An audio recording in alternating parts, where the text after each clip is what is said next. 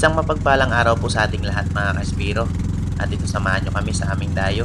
At kung bago ka pa lang po sa aking channel, wag po kalimutang mag-subscribe, like, and share. Maraming salamat po and God bless.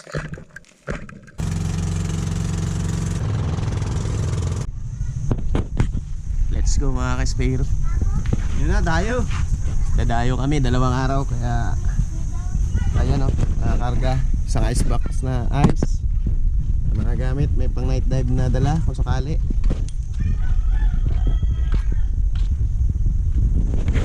Antay na lang namin si Marco kasi natanghalian ng gising. Napuyat sa trabaho. Napuyat sa katulog. habang hinahantay namin si Marco ay nauna na kami ni Bro Ed dito sa playa at diretso na kami ng bangka kasi baka may basan. At doon na lang din namin hintayin si Marco dahil on the way na rin at natanghalian ng gising. So yun mga kaspiro, kompleto na kami. Yan, prepare na. Bali, sobra 3 oras yung tatakboy namin bago namin marating yung spot. Kaya let's go, abang-abang na lang mga kaspiro.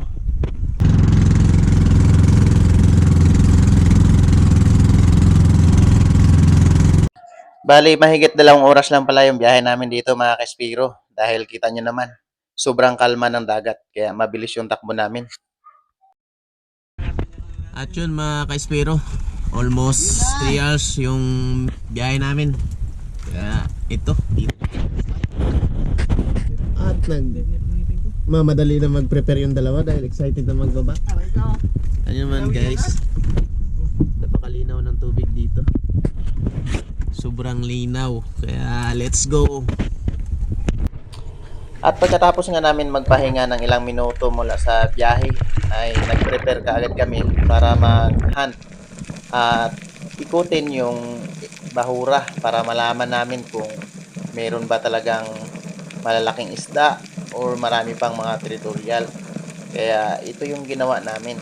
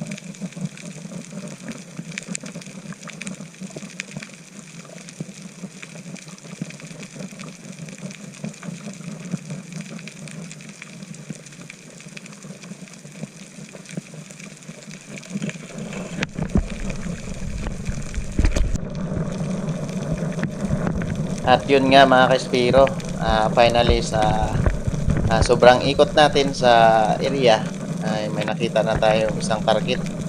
Ito ay isang ilak pero medyo mailap. Habang nag-aantay tayo ma-meet yung tamang distansya ay wala talaga mga kaspiro.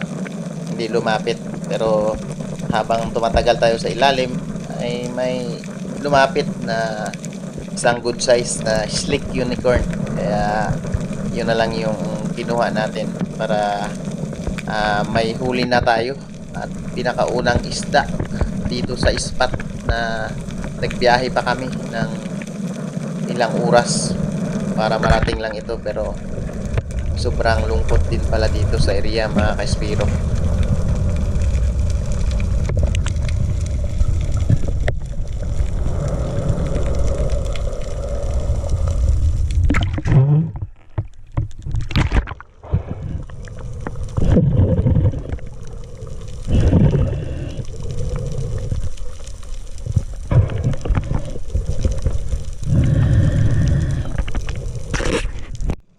At pagkatapos ma-secured yung slick unicorn na napana ko ay umikot na naman ako sa ibang area. At dito ay may napansin akong isang lifty. Kaya ito na lang yung pinukusan ko para pangdagdag sa huli natin. At ayan, sapol mga kaspiro. At yan yung pangalawang isda ko dito sa spot. Marami namang mga maliliit na isda at itong triggerfish or vampire mga kaspiro, pero wala talagang malalaking kaming nakita dito. Isang bluefin trevally lang yung napana ni Marco Bacasser, around 3 kilos. Kaya pagkatapos ko ma-secure yung isda na to, ay nag-decide na talaga ako na maglipat kami ng spot dahil nga malayo ang pinuntahan namin. Malaki din yung gastos mga kaspiro. Kaya sabi ko, hindi tayo pwede mag-stay dito sa lugar na wala tayong mapana. Kailangan natin maglipat ng ibang spot. Kaya lumipat kami mga kaspiro. At ito yung mga nangyari. At ito na nga mga kaspiro, ang sinasabi ko na kailangan talaga namin lumipat. At hindi nga ako nagkamali sa desisyon na maglipat kami dito sa pangalawang spot. At habang namamana ako ng mga territorial mga kaspiro, ito, nadaanan ako ng isang malaking GT. At hindi po natin nakuhaan ng video yan mga kaspiro kasi hindi ko na inopen yung camera. Baka magulat pa at hindi natin mapana mga kaspiro. Kaya ayan, sobrang blessed talaga nung paglipat namin dito sa pangalawang spot. At pinayayaan kami ng maraming isda mga kaspiro. Hindi lang ako nakapana ng malalaki, hindi si Marco at si Edmond ay nakapana rin ng mga territorial na isda tulad ng surahan at ng mga lipti. Kaya ayan mga kaspiro, 10 kilo din yan ang GT mga kaspiro. Kahit 10 kilo lang siya, nakainom din tayo ng kunting dagat dyan dahil nga pinipigilan natin na makababa pa doon sa malalim dahil hapon na. Alanganin na yung pag-recover na gabi na at malalim. Pagkatapos nga ma-secure yung isda na ito mga kaspiro, ay nagpahinga na rin kami at sila ni Edmond ay nag-night dive pa at ako naman nag-prepare na sa bangka. Hindi lang tayo nakapag-video na mga kaspiro dahil nga sobrang pagtitipid ko sa memory. Dahil nga yung dala kong memory ay 16 gig lang mga kaspiro. Hindi pa talaga ako nakakabili ng mas malaking gig na memory. Pero incoming na rin mga kaspiro. Bibili talaga ako ng mas malaki dahil napakahirap na maya't maya ay lipat tayo ng lipat sa cellphone ng memory. Dahil nga yung GoPro na gamit natin ay matanda na rin mga kaspiro. Hindi na pwedeng i-connect sa cellphone.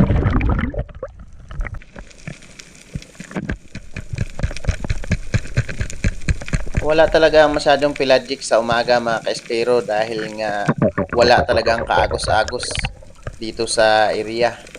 Nakakapanghinayang lang kasi nung hapon na nung pauwi kami na nagkaroon ng agos. Doon din nagsipaglabasan yung mga talakitok mga kaespero. Kaya nanghinayang talaga kami dahil pati yung ice namin ay tunaw na rin. Kaya kailangan talaga namin umuwi ng maaga.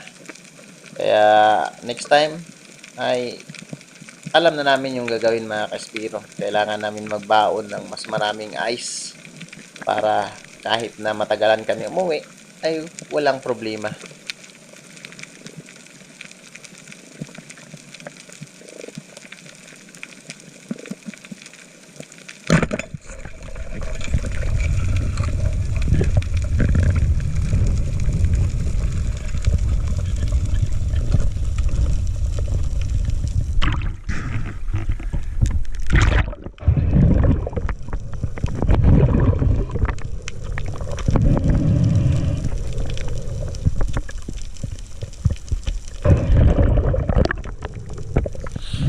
Dahil walang agos mga kaespiro ay siyempre yung lagi nating ginagawa ay manguridas. Kaya itong mga singsingan or orange spine unicorn ay pinagpapatulan ko na ito mga kaespiro, pati yung mga lifting mga good size o dalagang bukid na pwede nang ibinta mga kaespiro ay pinangkuha ko na dahil nga makabawi man lang sa lakad namin na napakalayo. Kaya ayan, panoorin nyo mga Kaspiro yung mga pangkuridas namin.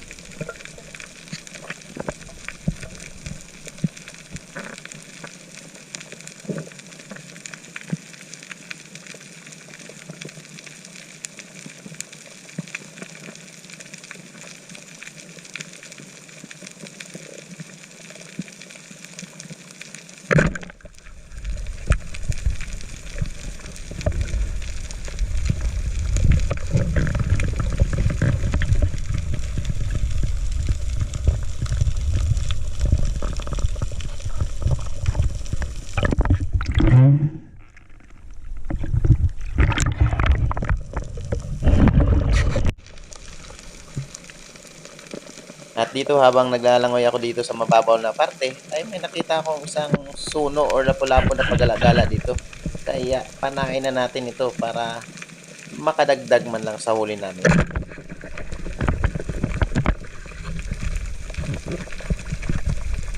Pagkatapos nga ma-secured yung lapu-lapu na ito mga Kaspiro, ay nag-decide na rin kami na lumipat doon sa area kung saan ko napana yung mamsa. Kaya excited ako na bumalik doon dahil nga may isda talaga yung area na yun.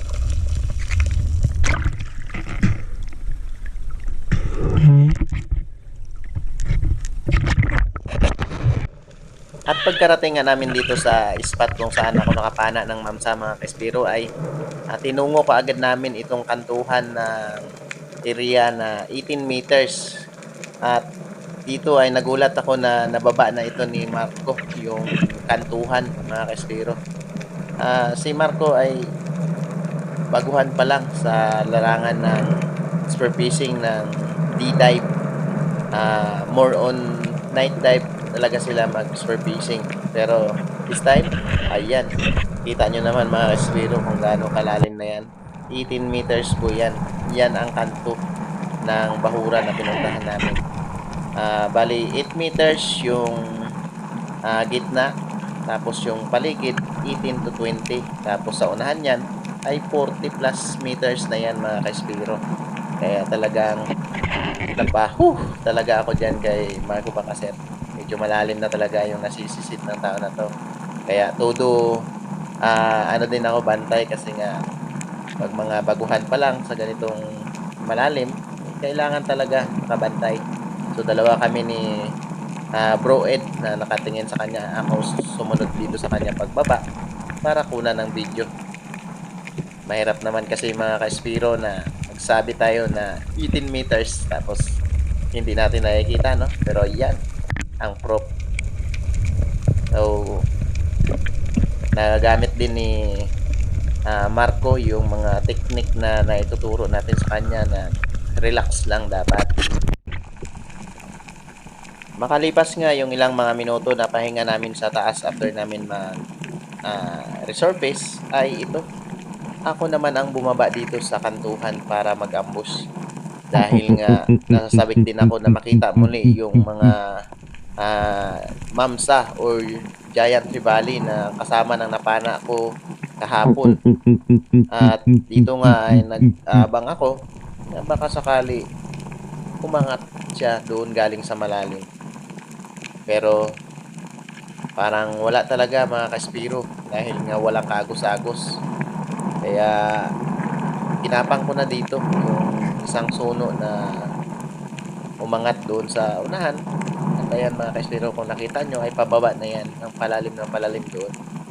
Kaya ginapang ko ng bahagya para maabot ko yung rinse at mapana ko itong isang suno.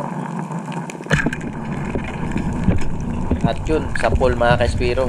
Kaya nga lang, ayan ang problema. Hindi kagad natin nahila yung line kaya pinasok doon sa bato. Kaya wag muna natin i-recover yan dahil nga matagal na tayo sa ilalim. Kailangan muna natin mag-resurface mga Kaspiro para magpahinga. At ayan ang dalawa. Nakatingin lang sa akin.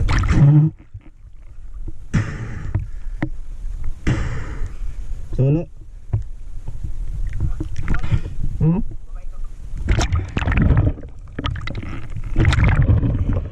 At pagdating ko nga dito sa taas mga Kaspiro ay nag-volunteer si Marco na siya ang bababa daw para i-recover yung napana kong suno. Kaya ayan, kinuha ko yung pana sa kanya para siya yung magbaba. Kaya ayan yung pangalawang drop niya dyan mga kaspiro sa 18 meters.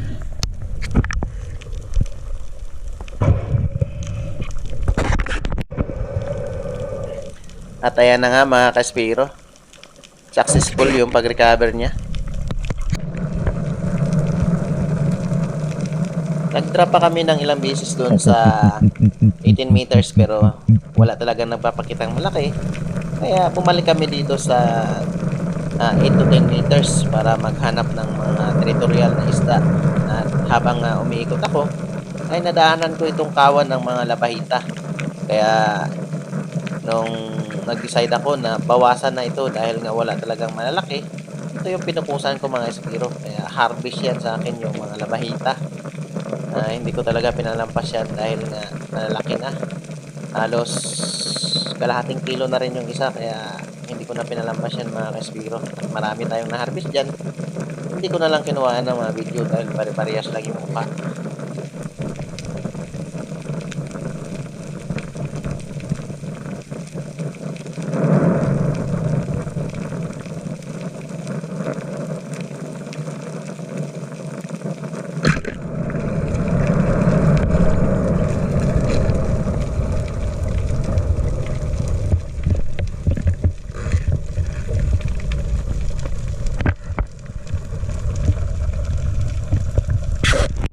At dito naman mga kaspiro ay may napansin akong patulog-tulog na lapo-lapo dito. Kaya tinira natin yan sa ilalim ng bato mga kaspiro. Ayan o, sa pool.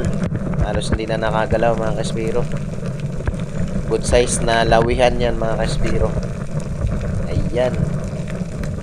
Na-stone shot mga kaspiro. At pagkatapos mag-harvest ng mga labahita mga kaspiro, ito. Umabante ako sa unahan at ito nakita ko yung tatlong mga talakitok or trevally. Kaso nga naman mga kaspiro, pag tira natin ay nakawala din dahil medyo napababa yung pagtira natin. Satya natamaan kaya napunit. Sayang naman, good size pa naman sana, mga 1 kilohin na rin. Pero okay lang, marami pa tayong papanain. At dito nga mga kaspiro sa area kung saan kami namamana ay talamak din talaga yung illegal fishing katulad ng mga kompresor, sodium at dynamite fishing mga kaspiro. Kasi kung napapansin nyo, yung mga corals dito ay wasak-wasak na at yung mga natitira ay yung kumpol-kumpol na lang ng malalaking bato. Kaya grabe talaga yung epekto ng illegal fishing. Sa halip na marami pang isdang manirahan, wala na mga kaspiro dahil wala na rin silang maitlugan at wala nang masilungan dahil wasak na yung kanilang tahanan. Kaya shout out sa mga nag-illegal. Sana makonsensya naman kayo kasi balang araw pati mga anak nyo ay wala na ring mahuling mga isda dahil nga wala nang lalapit na mga isda dito sa mababaw na parte, doon na lahat sa malalim kasi takot na wala na silang matirahan at wala na ring maitlugan. At itong mga area or yung pagkasira ng mga corals, hindi rin nakikita ito ng mga nasa gobyerno natin dahil hindi rin sila nagda-dive, hindi nila makikita. Kaya lagi nga natin sinasabi sa kanila na maraming nag-illegal, pero bakit hanggang ngayon napakarami pa rin ng mga illegalista sa larangan ng pangingisda. Sana naman sa lahat ng mga nag-illegal, konsensya din kayo. Oo, mabilis nga tayo makarami ng huli, makalaki ng pira, pero yan ay panandalian lang. At sa susunod, wala nang ganon. Kasi nga, hindi na rin babalik yung mga isda dyan dahil wala na. Wasak na talaga yung kanilang mga tahanan o iklugan.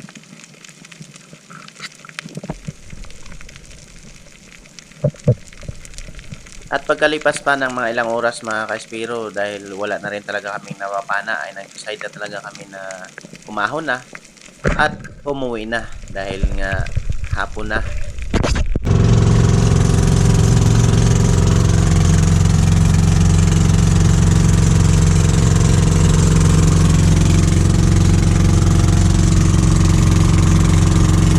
Habang nagabiyahe kami pauwi mga Kaspiro ay ito, nag-prepare sila ni Marco at ni Edmond ng makain namin kasi gutom na talaga kami.